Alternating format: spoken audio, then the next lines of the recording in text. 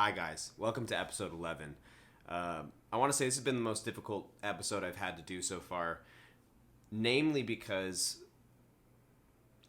I'm not a dog expert and I'm not, a trained animal behavioral specialist or anything. And I was doing this video with the purpose of to help people make an educated decision about what type of dog they should get, namely, is a Borzoi right for you? So I've gotten a lot of questions about that, so I wanted to do something. And I've made this video and deleted it maybe 5 times because every time I go back, I'd look, I'm speaking as if I knows too much, that sort of thing. So the purpose of the video here, and I'm sure if you are here watching this, you're considering buying a Borzoi as your next dog or adding them to your family.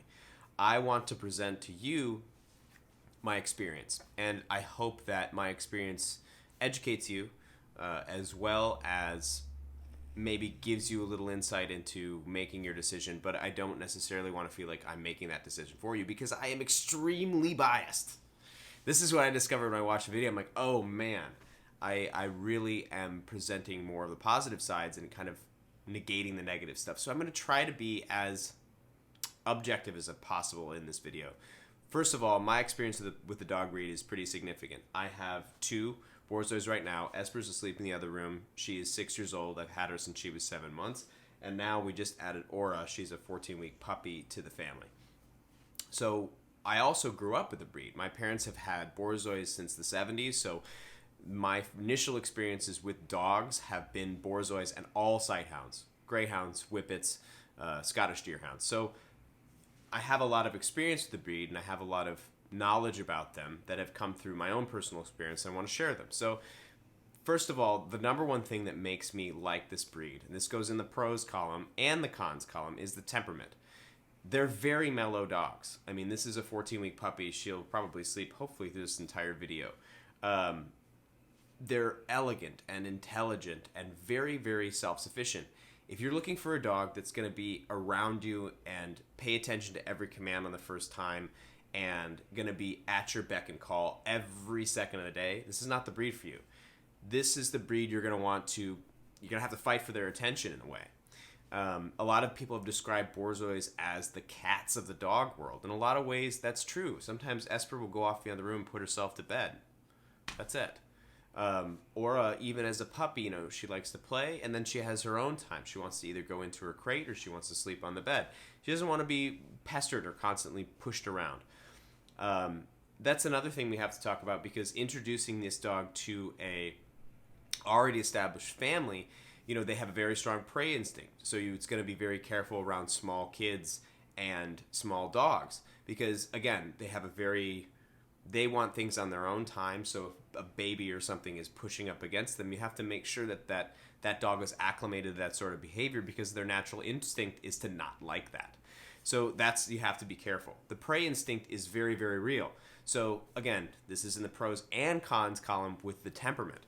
It's a beautiful thing, but it also is a challenging thing on some regards. Also remember, this is a very powerful hunting dog. They have a really goofy personality, and they're silly and funny, but at the heart of it, they are hunters. I mean, they were bred to hunt wolves. I mean, they were bred in packs to pin a wolf to the ground so the hunter can come up and take care of it. So this is naturally ingrained in them. They have a strong coursing instinct. So if something flies across the street, they're going to try to go for it. They can't even help it. It's an instinctual thing. It just fires off. It's like turning on a different part of your brain. So that's something to be very aware of. You can never have this dog off leash ever on the streets. I mean, you cannot. It would be ridiculous. They'd be gone in a second. They are lightning fast. So that's another thing you have to really pay attention to. You have to be very aware as you're walking your dog to things and stuff around them. Not to say you can't acclimate them to small children. I mean, Aura and Esper are fine with children. They're fine with small dogs, but it takes a little bit of learning. Actually, takes a lot of learning. So that's another new thing. This is a powerful hunting creature. So you have to make sure that you're okay with dealing with their strength. They're very, very strong. So again, that's a part of the temperament that you have to get a hold of early on and realize that you're bringing that into your family. At most, though, and we'll talk about exercise, these dogs like to go crazy for 30 minutes and then they sleep the rest of the day. So by the same regard as we're painting them as these hunters and these, murderers of small animals, they are extremely mellow in houses. They do great in smaller houses, larger apartments. They do great with, burst exercise for a little bit of the day and then bang, they're sleeping. They have to be entertained. They're very intelligent dogs. You're going to need chews. You're going to need, mind puzzles and stuff for them, which some of them like to do, like Aura, and some of them do not like to do. Esper couldn't give less of a crap about anything like that.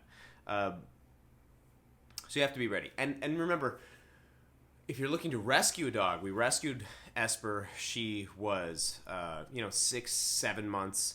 It's a little bit different. They've already ingrained a lot of their patterns, so it was much harder to train Esper in all of these things and acclimating them to the city and that sort of thing. Getting a young puppy, you can really work with them and you can mold them better. Another thing, pro and con, is their coat. Aura has her little cute puppy coat that doesn't shed.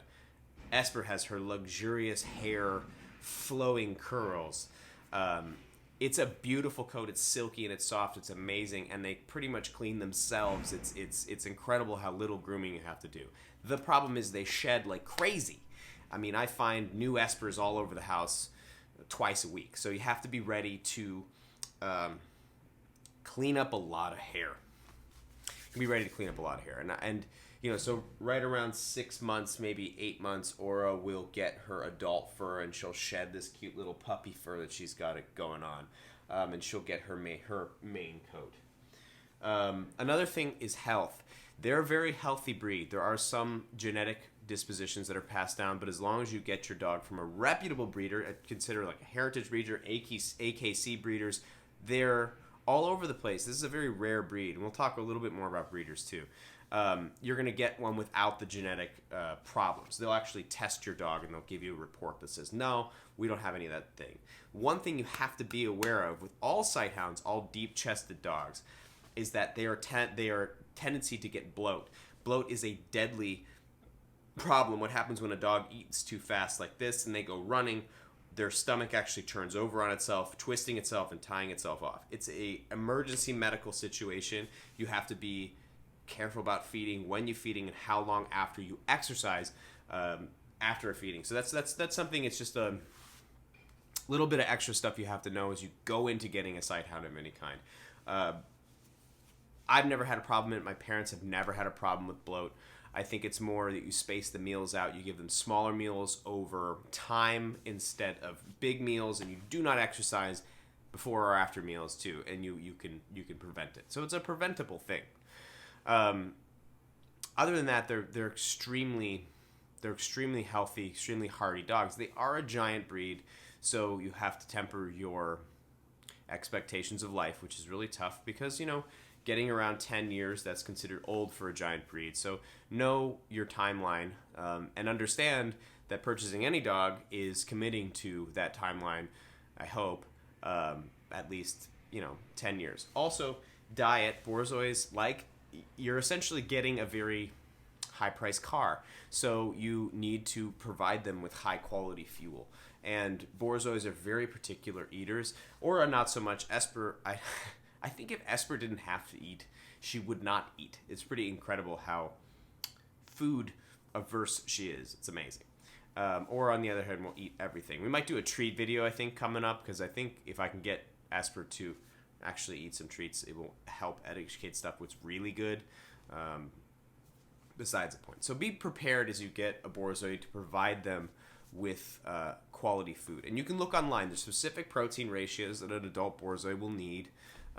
They also they're gonna love fresh food. I always say you have to make some food, fresh vegetables, meat, that sort of stuff for your dog all the time. I think it really helps them live longer. So I'm hoping this video at least shares with you my experience. And to be honest, I could not imagine myself with a different dog breed. My wife, who had never been around a Borzoi, was skeptical at first. I'm not gonna lie. She is a horse person, and if she said it best, she's like, we couldn't have a horse in the city. You got me the closest thing, which is these cuties. Again, if you guys have any specific questions, I'm going to keep making videos. I wanted to reprise this because people have been asking me whether or not I felt that Borzois were right for you. I think you just have to make an educated decision. I hope that my experience can help bring that to light for you. And any questions you have, please, I'm very active on the comments, just send them to me. So I really appreciate this. I feel like hopefully I presented kind of a balanced approach instead of just being like, oh my god, these are unicorns. Even though they are. Look at these little unicorn horns.